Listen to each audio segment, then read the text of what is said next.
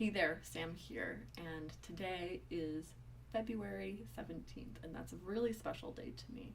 In fact, this year, as I'm recording this, is my 5-year anniversary of when I left my full-time job in construction engineering to pursue this full-time, which is still wild to me. And whenever people ask me about this, they're like, well, how did that end up happening? And like, I think a lot of people think that I had a nice, easy transition, that I just had so many clients coming to see me that it didn't make any sense anymore for me to work full time and I should pursue this. I wish that was the answer. It was not. Absolutely not. I kind of got thrown into the water. And I do talk about this in my book, The Happy While Hermiting Handbook, A Guide for Your Isolation, which is available on Amazon. I will put that in the link below if you are interested. But in my first chapter, there's an excerpt of kind of the situation that really put me in that spot. So I wanted to read it to you, and then I wanted to talk a little bit about that just to give you a bit more context, because I kept in the context of the book, but there's so much more to it than that. So here we go. In January 2017, I connected my iPhone to my new green Toyota Corolla's Bluetooth and picked an upbeat song. I pulled out of the parking lot in the Boston office at my construction engineering job. I was singing at the top of my lungs, giddy with excitement. The construction company at which I had worked for the past 3.5 years in Boston had an office in Michigan, working on the Little Caesars Arena. Different name now, by the way. I was anticipating a life-changing call. Oh wait, no, maybe it wasn't a different name. Sorry. I was anticipating a life-changing call from the Michigan office any minute now. They would tell me when I would finally be transferring to the Michigan office. Just 2 years prior, I had fallen in love with the city of Detroit. The city was struggling hard, their population now only a fraction of their glory days. People were leaving the city for better jobs and better opportunities elsewhere. This resulted in crippling infrastructures and abandoned neighborhoods. As a construction engineer, the infinite possibilities I saw in restoring their infrastructure lit me up with excitement. However, it was the Detroit citizens' compassion and diligence that made me want to move there. They were determined to get the funding to test over 10,000 rape kits that had gone untested for years. One of their low-income neighborhoods, Brightmoor, put together a community kitchen to help make a home for small businesses in the food industry. The bustling Eastern Market, the largest farmers market in the country, was full of local produce and small business owners that treated nearly every customer like they were their best friend. I was drawn to the culture of rebuilding their city with compassion and neighborly love, and I wanted to be a part of that community. The Michigan branch of the construction company where I worked had several other construction jobs around the city that would make a great impact on its development, including the Little Caesars Arena. On a recent trip to Detroit, I had interviewed in person with the Michigan office. They seemed very receptive to the idea of me taking on one of a few open positions they had. They told me to take my pick for the department I wanted to be in, which led me to believe that transferring to the Michigan office was a sure bet. As I glided down the highway, I felt a tinge of sadness mixed with my giddy excitement. Moving to Detroit would mean leaving my thriving side gig as a professional cuddler behind. I had thought more than once about how much happier I was seeing cuddle clients right after work than I was going to my full-time job. I saw it as a possible career more than once and even considered pursuing it full-time. After a penny hoarder article about me went viral. However, if I was moving to Detroit, I would have to rebuild a new cuddle client base.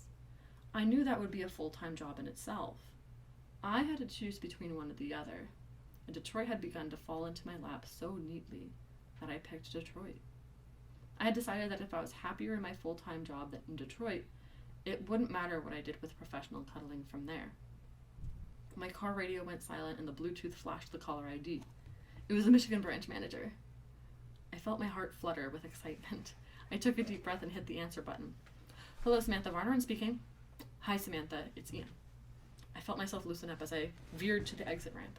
Hi, Ian, good to hear from you. I was trying to go for casual and nonchalant, but I was grinning from ear to ear. So what's the deal with coming out there? I heard Ian take a sharp breath in. There was a long pause as I navigated towards the end of the exit ramp. getting closer to the traffic light at the end of it. My grin started faltering a little, my neck silently jutting out a little in anticipation. Well, Ian started, his voice sounding a bit heavy and awkward. The light turned red before I got to it, and I began to ease on the brakes when he finished what he was saying. The positions we interviewed you for have been filled by some recent grads we hired, so we don't have a position for you anymore. My smile dropped as fast as my heart did. I put my foot down on the brake, creating a slight screeching sound. What? I must have misheard, I thought. You hired recent grads instead? That's correct. He sounded heavy, as if those words were final. For the positions I was considered for, I asked for clarity. That's right. And they're fresh out of college? Yes. Oh, I croaked out, confused. I paused before saying much else. I couldn't believe it. I had been with the company for over 3 years, but people fresh out of college were going to be doing the jobs I was interviewed for. I knew they had an internship to career program, but a summer's worth of experience didn't match my multiple years with the company. I thought all this, but I felt it would be rude to say that out loud. Finally, I was able to say what Ian expected of me. I understand, I choked out meekly, even though I didn't. I'm sorry about the trouble, and I wish you the best, he quickly replied back, obviously uncomfortable with delivering his own message and wanting to get off the phone as fast as possible. Thank you, you too, I nearly whispered in monotone, still struck by the news and trying not to cry. He hung up, and the happy-go-lucky music automatically started up again on the radio. I let the music play for a few seconds, then shook my head and punched the radio button off. The light turned green. I got in the right lane to turn. I blinked hard, letting the tears splatter onto my cheeks in silence as I calmly drove through the intersection. This calm facade got me through the intersection as my emotions welled up in my stomach. I finally picked up the work phone that just delivered the bad news. What the fucking fuck just happened? I shrieked as I threw my phone in the passenger seat and let out my rage. I thought I had this. I was outraged. I felt incompetent that entry-level people were taking the jobs that I, someone nearly 4 years their senior, couldn't get to save her life.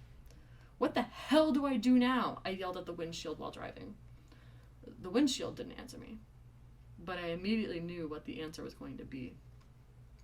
My mind went back to the viral article, the several happy cuddle clients, the hundreds of aspiring cuddlers that gave me their contact info to teach them.